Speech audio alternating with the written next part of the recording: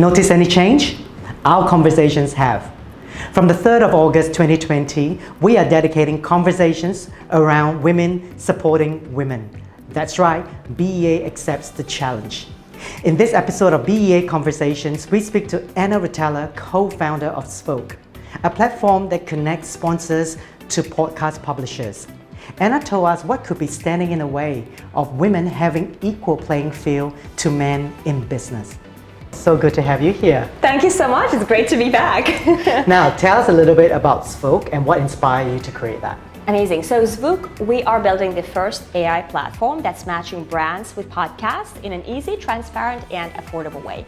So basically, if you're a brand and you want to reach out to what we like to call the earbud generation, right? So people listening to podcasts, they're engaging with the podcast, and you want to work with one of those podcasts because their listeners might be your target group.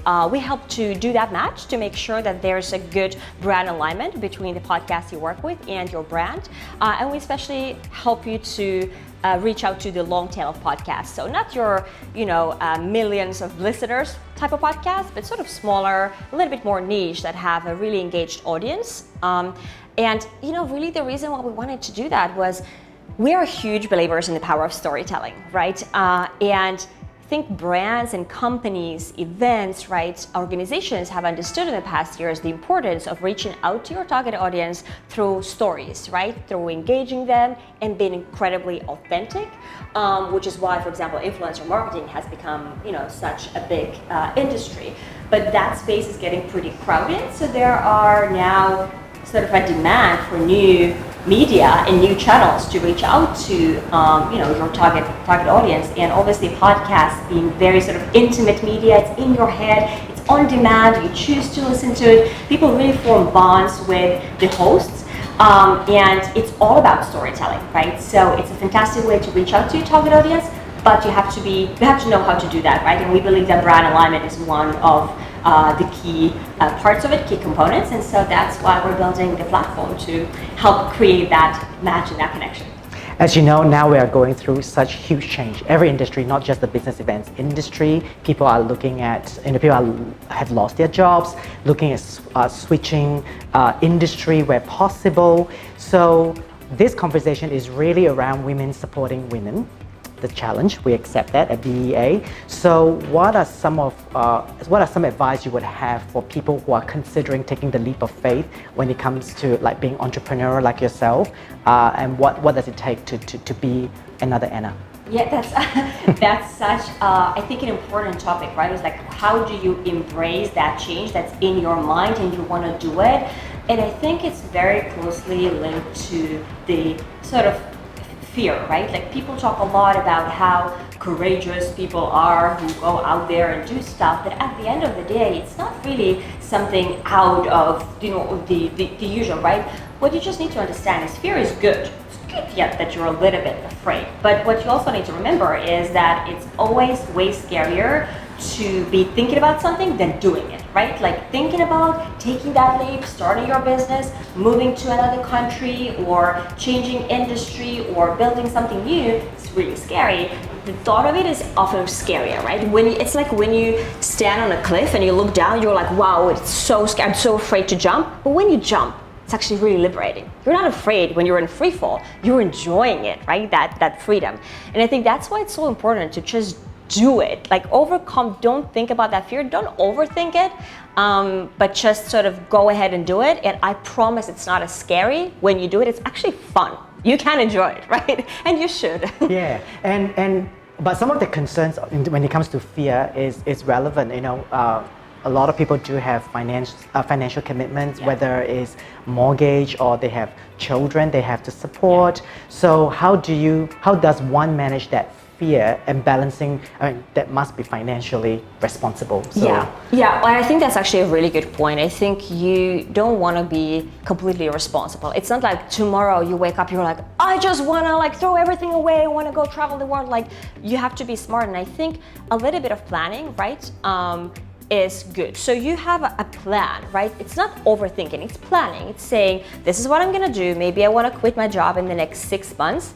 And before I do that, I save up as much as I can in the next 6 months. So financially, I feel a little bit more comfortable, right? So even though you get this idea and you wanna be fearless, it doesn't mean you have to be stupid. Like, don't do that, because that you're gonna regret. So a little bit of planning, I think, helps most of people, because you know you have something black on white, right, that you've planned, and so that's a good start. But you'll never be at the point where you have a perfect plan for the next 2 years. You're never gonna know what's gonna happen. So make sure, again, like, you don't over plan and say, yeah, but I need a little bit more time to do XYZ.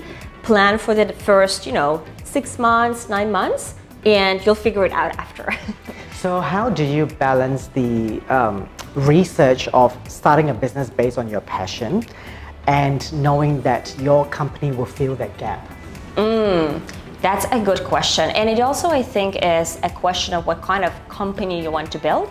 You can build a lifestyle business that's completely around your passion. Maybe you're really good with your hands and you want to create something and you want to sell your, artwork, and you don't really care if there's a huge demand or if it solves a problem. You're passionate about it, it's great, maybe it pays your bills, and that's fine. Or you want to say, you know what, I want to go out there, I want to start a venture-backed business, I want to get maybe some external money on board, and I really want to make it big, in which case you should probably do a little bit more market research. My advice is really go out there as early as possible and validate your idea with some of the people. Just ask them to buy something that you don't necessarily even have, right? Ask them to sign up, say, hey, I've got this service coming up in the next, or a product in the next 3 months, 4 months. Do you want it? Yes, I do. Great. Sign up for, a wait list or something like that. So you have some kind of a indicator that people will actually want that, because it does solve a problem. So I think very early validation before you plan, before you build, before you do even a website. Go out there, talk to people, your potential clients, or whoever whose problem you're solving, and then try to see that validation. How do you establish trust to make sure that during ideation that your idea is not being stolen by another clever person that might have the same skill set as you? Yeah, that's a lot of people are asking that. But to be honest, even if you have a great idea and somebody steals your idea, it's so much about the execution, right? It is so much about that. Maybe that person does not have your background, right? So they say, yeah, that's a good idea, but I don't know how to build this, right?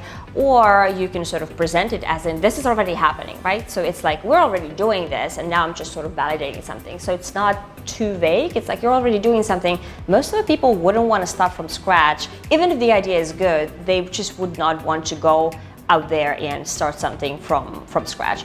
And again, I mean, even if you're building we're building a tech platform, right? And I've talked about this with my CTO, and he says always the same thing. Look, even if somebody knew sort of what we're kind of doing at the back end, for them to be able to configure the exact algorithms in the exact same ways, very unlikely they'll ever build something that's exactly identical. And so, there is a really, I think people overthink that a little bit more than totally than necessary. We think so much.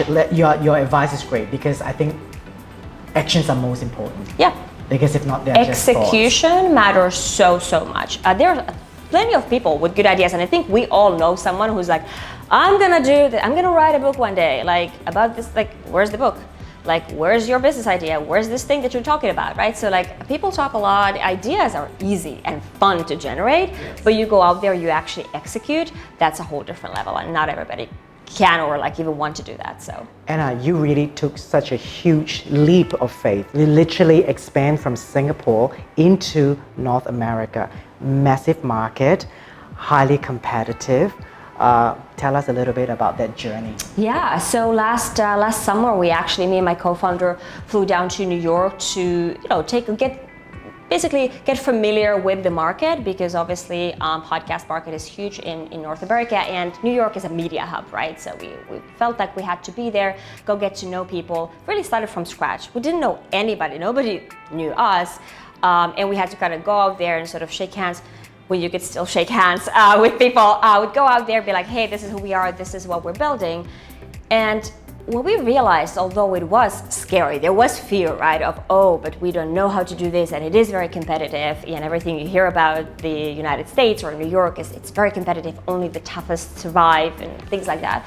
But when you go out there, what you realize is people are people everywhere, right? Similar things work, right? Like when you have a very people-centric approach, when you have an interesting story, and Americans are really, really big on like storytelling, right? So they're like, oh, so what do you do? Tell me the background, everything. And once you share that, they're actually really open to sort of sitting down with you, hearing a little bit more, connecting you with other people. I was really surprised. People go, hey, you should speak with this person. Oh, wow. Let me connect you. So it was way easier in a way, actually, than I thought. Although it is competitive, but I feel like people see if you can add value to me, then yeah, I'll listen to you. You don't have to necessarily be somebody. Relationships matter everywhere, but if you don't have them, I feel like you can still break into their, kind of the ecosystem by just providing value. And I feel people also value novelty, right? Like you go there and you're like, well, I'm a little different. I'm from Finland. I've lived in Singapore. We do this, and then it's like, oh wow, like this is interesting. Tell me more. I want to meet up with you. I want to hear more. And then of course, and then it comes down to like, okay, well, can you then sell what you're actually doing, right? Yeah. But yeah, it's interesting. It wasn't. I think that the market wasn't that tough, but I think mentally it's obvious. Like the challenges come from you being there by yourself, starting a new business, not really having the financials, right? Like we're sort of kind of starting to fundraise and we're a startup, so you have to be very mindful, not knowing anybody. And like in November when it's rainy, you sit down there, you're like, we're trying to get this business off the ground, and you don't really have like a wide network of close friends, you don't have family around. So mentally, it's actually way more, I think, overwhelming than it is in terms of the market or the opportunities there. From what I read on the internet, there's always this saying about there is not enough women in tech. So is that true? And have you always been in tech, or you just say, you know what, it's a wonderful world, let me jump in? Yeah, I think it is true that there are not enough women in tech. Which is I think now slowly changing. People are talking about it a little bit more, but for me, I mean, I guess I have accidentally done my whole career in tech. I was working for a media analytics company, like a SaaS business, and doing sales there for several years. And then I started a tech startup event called /Singapore that we run here in Southeast Asia. And now I'm sort of building a tech company. So it came by accident. I wasn't like, let me be this woman in tech. I was like, hey, I'm really passionate about what I'm doing. I love storytelling. I love media. I love podcasts, and what can we actually do and build. And I think, like when it comes to having more women in technology, I think you have to build an environment that makes it possible, first of all, right? Like that, for example, what is the percentage? I think it's like 2% of all VC money go to female founders. Well, I mean, there would be more women in tech that you would know of also if women were funded more, right? And so that might be also discouraging for a lot of women, be like, well, why would I start this? Because I won't be able to get any funding, right? So, I mean, there's sort of like building that environment to sort of make it accessible for women, but also, to be honest, as a woman, I've never thought that as a limiting factor. I'm never like, boo-hoo, I'm probably not gonna get funded because there's such a small chance. I'm like, of course I am. I'm building an awesome business. I'm a business person, right? And we're building something, we're solving a problem. Of course I'm gonna get funded. I never looked too much into that data and those details. So I feel like we should not also overthink that part, right? Like you're passionate about something and that involves tech, go for it. And don't be discouraged just by all these numbers and saying, yeah, there are not a lot of women in tech. Also, I feel like very often when I've been at pitch events and when I've spoken with investors, when I've been at meetings around technology and startups, I am one of the very few women in the room, but I take that as advantage to me. I stand out, right? Because they're like, all these guys, same. And then it's like, oh, what do you do? That's really interesting, right? And then especially when you actually can back it up with really good business, you're smart and you're capable, I think that it can actually play to your advantage in a way. What would be the biggest challenge because you are a businesswoman in tech? I mean, I think the biggest challenge, honestly, is like here. Like, honestly. So, for example, when I don't know how many pitch meetings I've been to with VCs, and if they don't end up investing, my first thought is not like, oh, is that because I'm a woman? Or I wonder, okay, this was so hard maybe, or did they say this comment because I'm a woman?